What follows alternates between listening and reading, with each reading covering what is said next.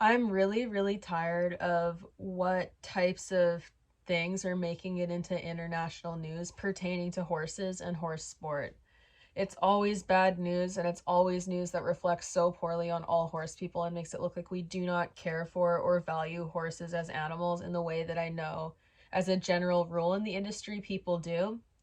And I'm just so tired of it. But for the purpose of this specific video, this is a call out post for the 5-star event rider Oliver Townend, who recently was eliminated in the badminton event during the cross country phase because of how exhausted his horse was.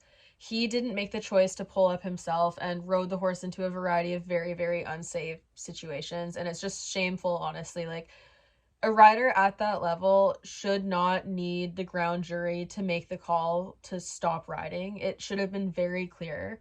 If you're talented enough and experienced enough and a good enough horse person to actually deserve being at that level, you should have been able to make the call earlier for both your safety and the horse's safety. And the fact that a rider of that caliber had to have the show organization people come in and make that decision for them when they couldn't, when they're in theory the one that should value the horse more than anyone because they've been working closely with it. Shameful. Shameful, shameful, shameful. Even just on a one-off occurrence, it's something that is shameful. And the person, that Oliver in this case, that does something like that should be ashamed, and then they should learn and grow from it. But the problem in this particular occurrence is that Oliver Townend has done very similar things to this over the course of years.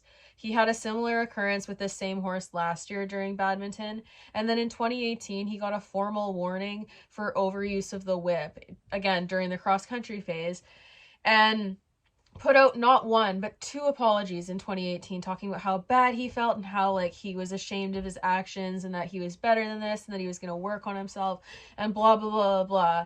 And it's 5 years later, and it's like, despite those other things happening and the apology that you put out to the public in 2018, 5 years later you're doing the same thing and worse, because this year's occurrence with the horse's level of exhaustion, it shouldn't be up for question. I'm going to show you the clips, so don't worry. But it should not have even been a question that the horse was too exhausted to continue performing at that level. Because 5-star eventing is very, very difficult, strenuous, and dangerous on a good day with a horse at the top of their game. But with an exhausted horse who is struggling to perform at that capacity and whose body is so exhausted that physically, even if they know their job and are a very athletic and talented horse, they cannot manage the demands of what they're being asked to do. It's just completely asinine to put a horse and yourself in that situation with how dangerous the sport is on a good day. And at the very least, people can choose to put themselves in those risky situations. But the part that bothers me the most about riders like this is that the horses don't get to choose to put themselves in those situations. They're either forced to, or they really trust their rider, or both.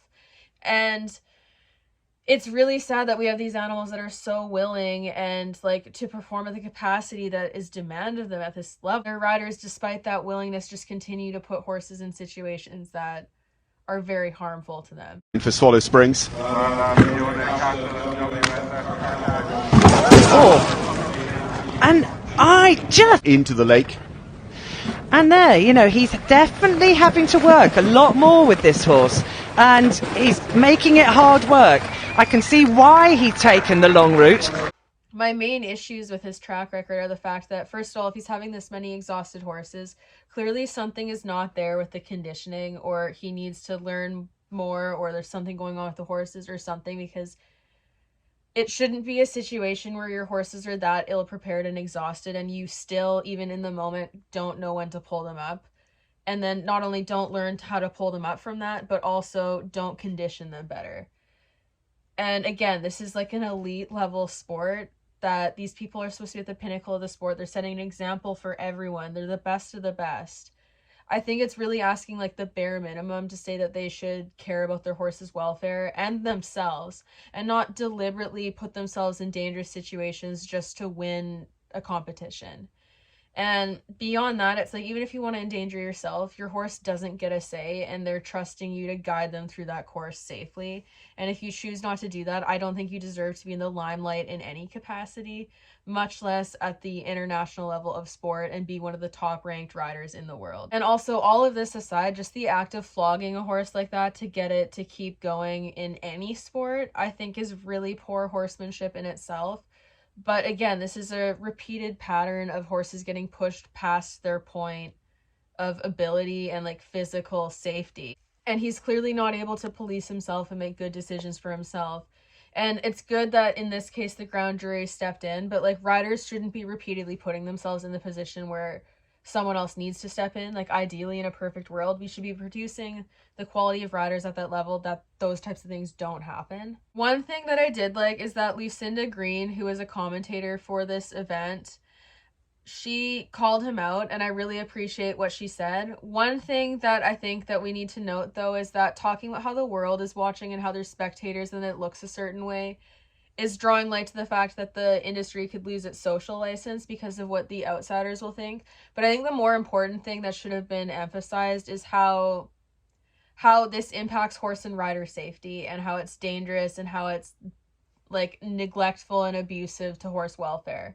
And I think that Lucinda was trying to be tactful and practical and not rock the boat too much. So I'm really, really glad with what she said, because I'm sure that's what she was probably thinking. His pedigree. And what I so admire about Richard is he's pulled him up before we all start squirming in our seats. There was something at that footbridge that worried me, and I'm sure more than other things have worried him earlier, because he is the one riding, and it is the one riding that needs to make the decision.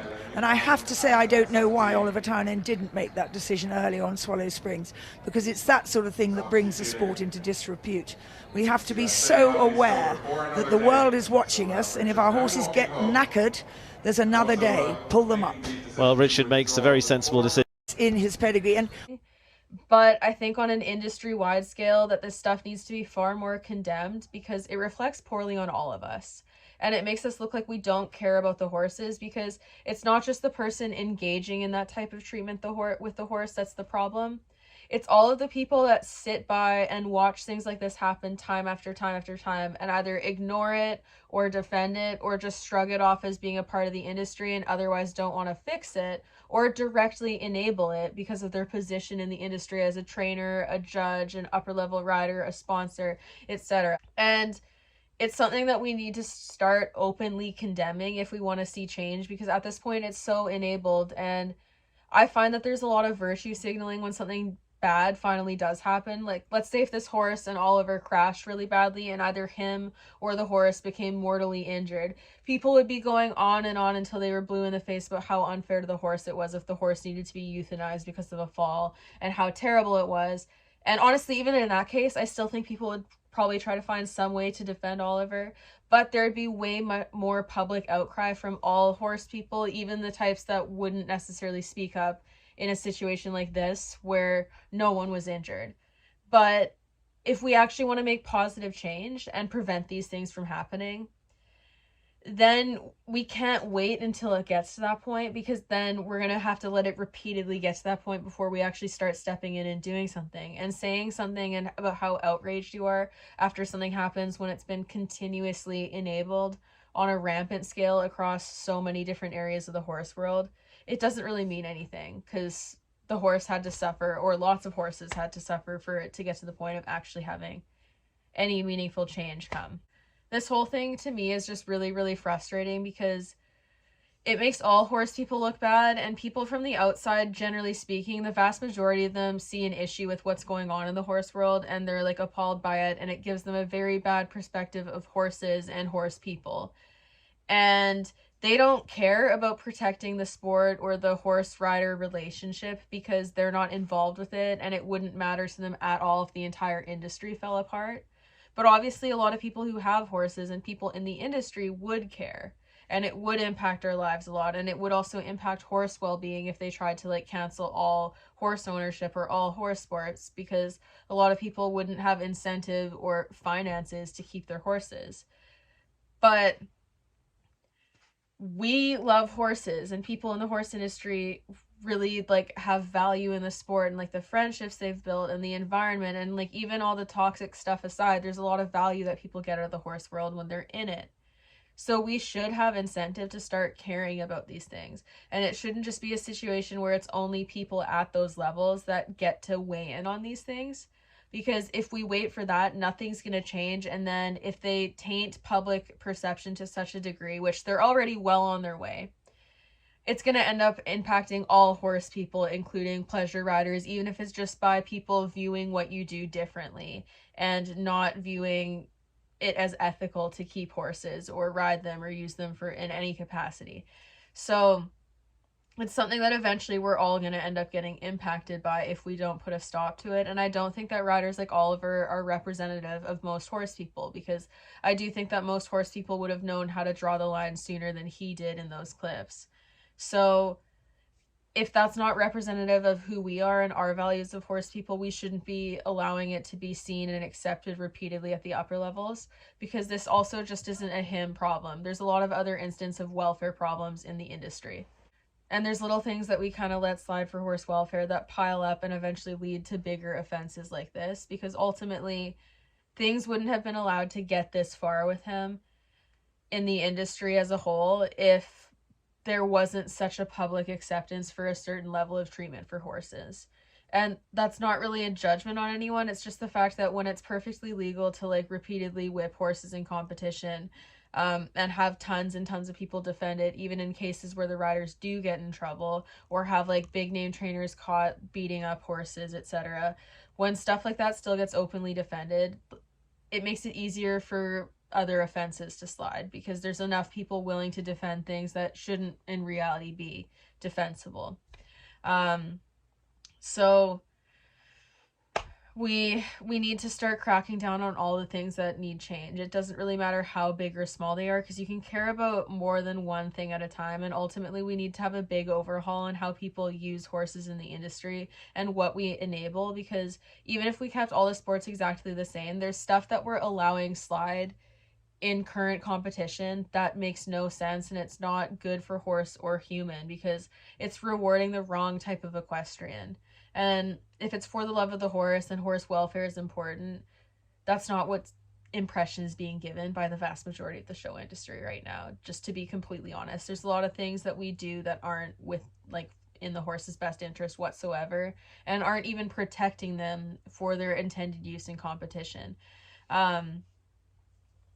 So yeah, there's a lot of changes that need to be made, and I'm sorry this has been like a ramble, but it's just such a frustrating topic for me, and I'm so tired of repeatedly seeing this happen.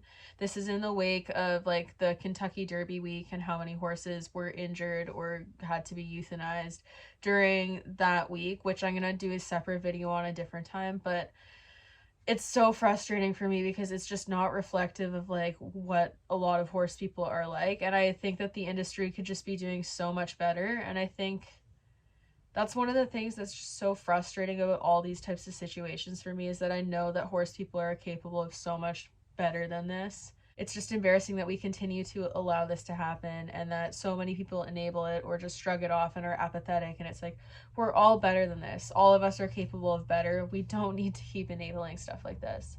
We can set the bar higher. And it's not even to say that riders like Oliver Townend aren't able to be salvaged, you know, like that he can't grow as a person, but clearly the environment that he has been in for the last 5+ years hasn't been helping his growth. And clearly he's been enabled enough in doing what he has been doing that he thinks it's okay and justified to do, even in the public eye, in front of like hundreds of thousands of people watching him.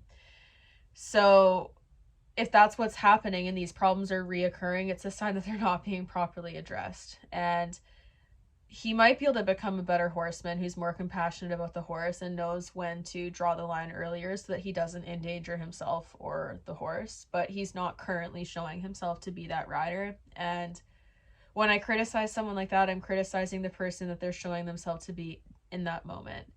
And he did apologize in 2018, and I'm sure he's going to put out an apology about this for PR reasons, but I need to see change in his behavior and how he does things to actually believe it, because he put out an apology in 2018 and then has continued to make those same mistakes. I think that leaving the door open for personal growth so that people like this can become more compassionate horse people is important. Otherwise, there's no incentive for them to change if we always hold them to what they were as their worst self. But at the same time, I don't think that people like this are owed the belief that they're for sure committed to changing and becoming better before they actually prove it, when they've given a lot of evidence to believe otherwise. And I'm really disappointed in seeing what he did to that horse, because the fact that the horse kept jumping and tried is really sad. That he just continued to take advantage of that, because a lot of horses probably would have just been like, hell no, I'm gonna stop and we're not going.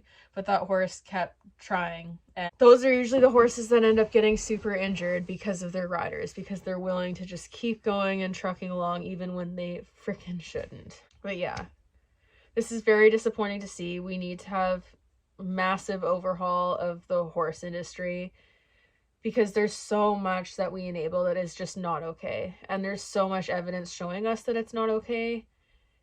And there's way too many people that still justify and condone it, or shrug it off and pretend it's a smaller problem than it is, or just don't want to even talk about it.